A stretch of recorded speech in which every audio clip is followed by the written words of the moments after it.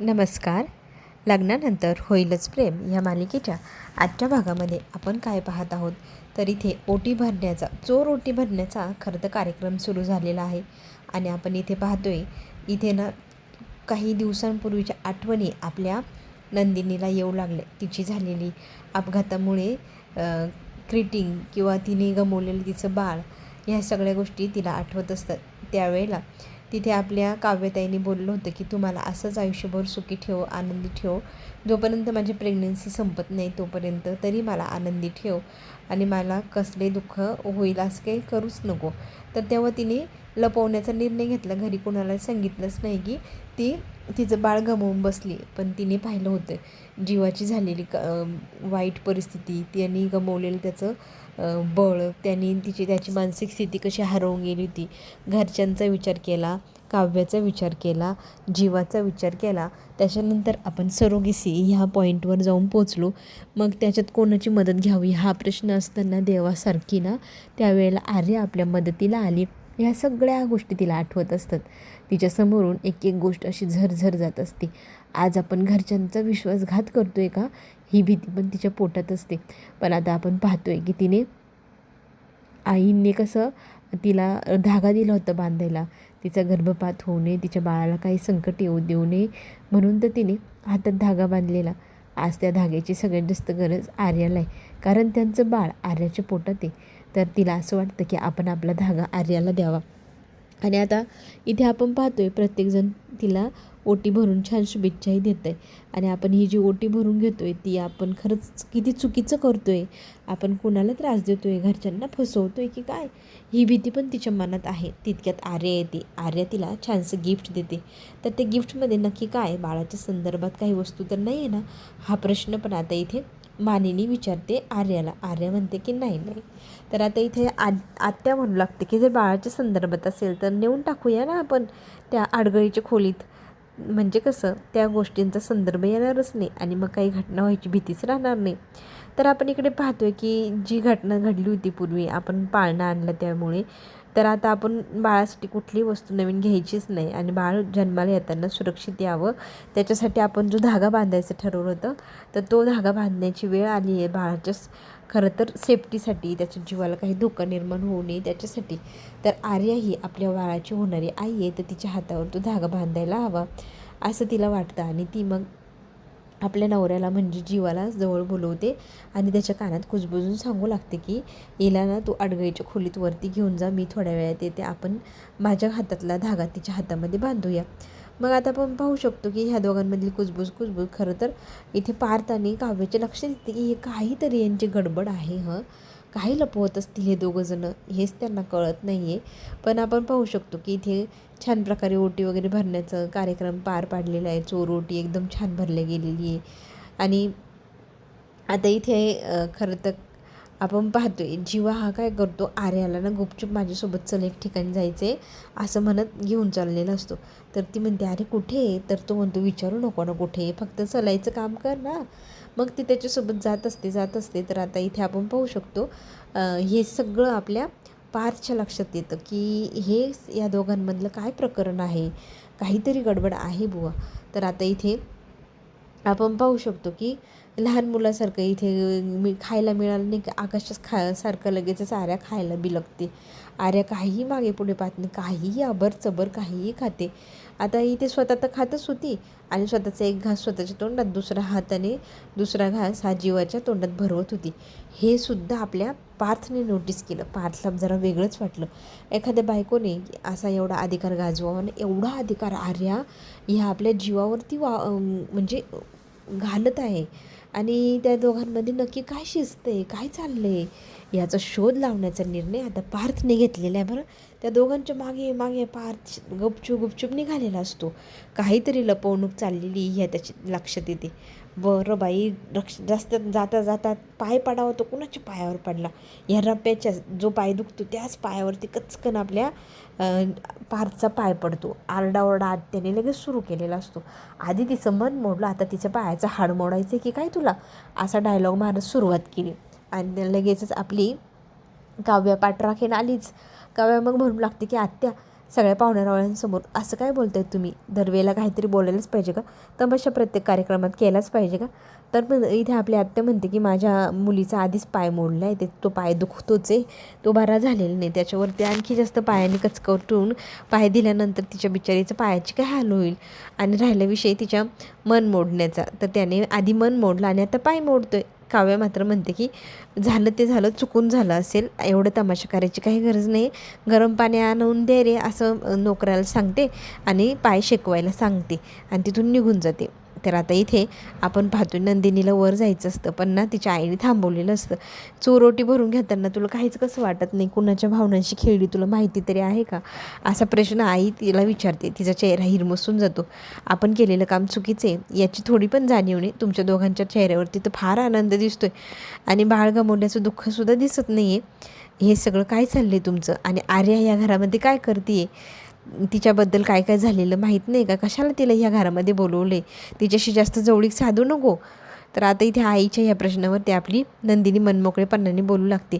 आई, ती आमच्या आयुष्यात देवासारखी आली आहे, तुला माहिती का? तर आई म्हणते काय?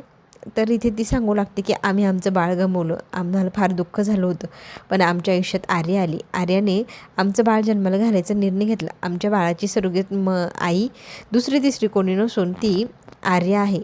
पण आर्या ते तुमचं बाळ तुम्हाला देईल का, हा प्रश्न आता इथे उद्भवला आहे नंदिनीच्या आईच्या मनात. कारण तिची हिस्ट्री पाहता तिच्या मनावर झालेला परिणाम ह्या सगळ्या गोष्टींचा आपल्या येणाऱ्या बाळावर किंवा जीवावरती पण हा परिणाम होऊ शकतो. जीवाला सुद्धा ती हिरवून घेऊ शकते तुझ्यापासून.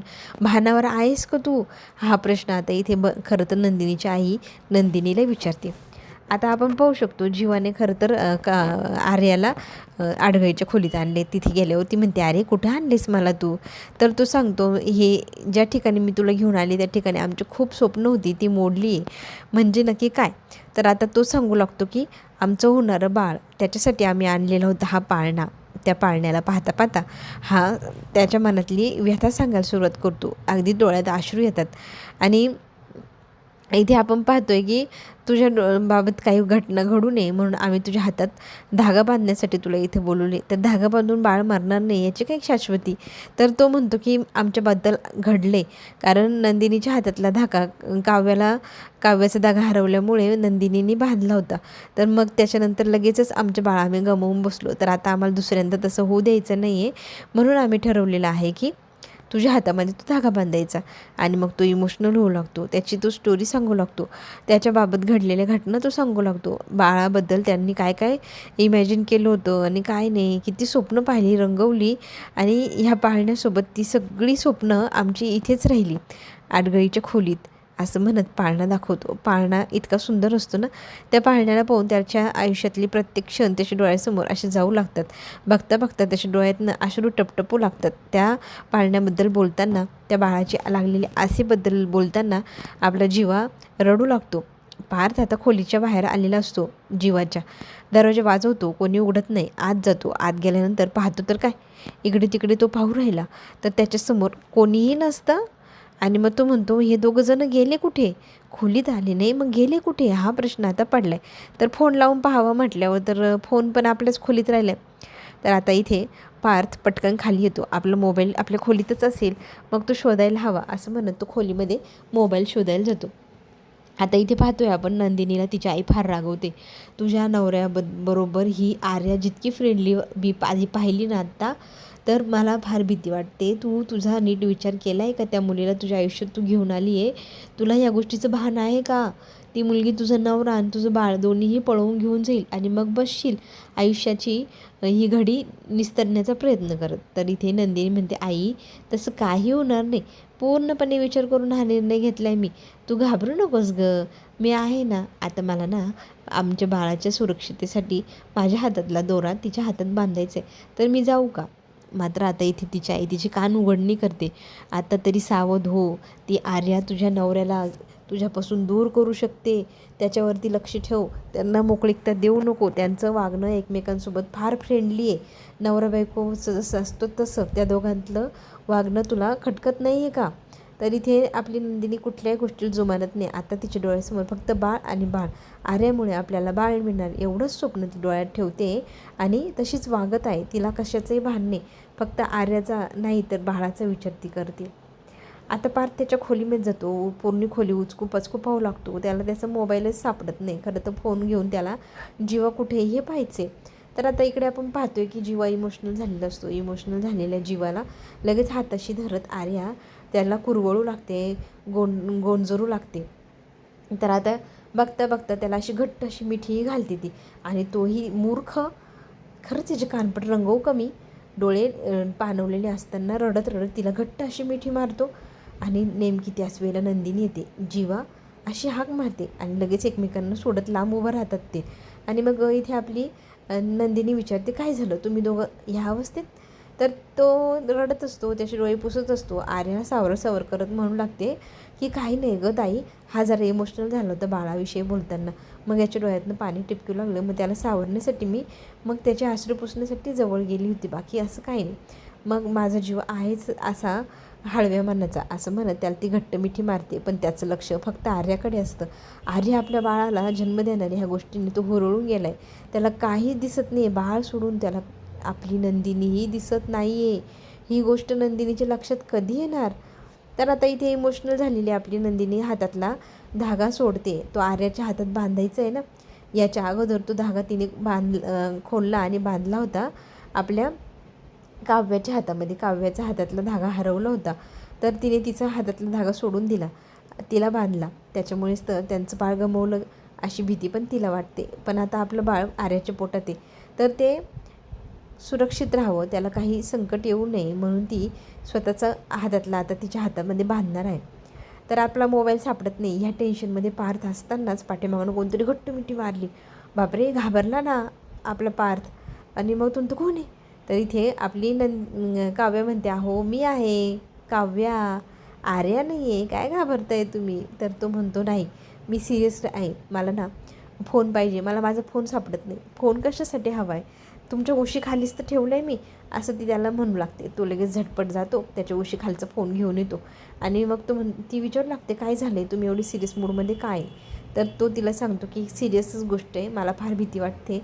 माझा जो संशय आहे तो जर खरा असला तर तुमचा संशय काय आहे? असं जेव्हा काव्य विचारते तेव्हा तो सांगायला सुरुवात करणार, तितक्यात काव्याला कोणतरी हाक मारतं आणि मग ती बाहेर निघून जाते.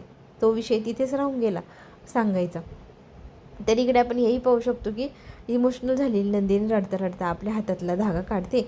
आर्याला म्हणू लागते की हा धागा आता तुझ्या हातात बांधेल, म्हणजे आपलं बाळ आणि आमचं बाळ खरं तर सुरक्षित राहील, त्याच्यावर कधीच कुठलं संकट येणार नाही. तू आमच्या बाळाला आमच्याकडे जन्माला देशील, जन्म झाल्यावर देशील ना, तेव्हा मी तुला सगळ्यात पहिले हाच अधिकार देईल की आमची चिमुरडीला, आमची छकुलीला ना तू ह्या पाळण्यात स्वतःच्या हाताने ठेवायचं. तिचं नामकरण मग तुझ्या हातूनच आपण करूया, करशील ना? तर इथे आर्या मांडोलवत होकार तर देत आहे. आपली स्वप्न हे आर्याला सांगत आहे. आर्याकडनं ती पूर्ण होईल याची अपेक्षा करते. आर्याला आपलं मन मोकळं करून नंदिनी सगळ्या गोष्टी सांगू लागते. म्हणते की आम्ही आमच्या बाळाचं खोटं बारसंसुद्धा ह्या पाळण्यात केलं होतं गं.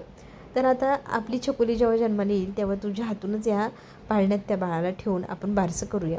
आर्या मात्र वेगळ्या स्वप्नात आहे.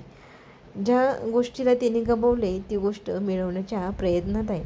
इथे तिची जी खरी भावना आहे ना तिने मनात ठेवलेली ती तिच्या डोळ्यासमोर आहे. इथे नंदिनीला तिचं बाळ दिसते, आर्याला मात्र तिचा नवरा आणि तिचं बाळ हवं आहे. त्याच्यासाठी ती कुठल्याही थराला जायला तयार आहे. कुणालाही पाहत नाही, ना बहीण ना कोणी ना काही पाहत नाही. तर आपण इकडे पाहतोय पार्थ कॉल करतो. मोबाईलची रिंग वाजण्याचा आवाज येतोय.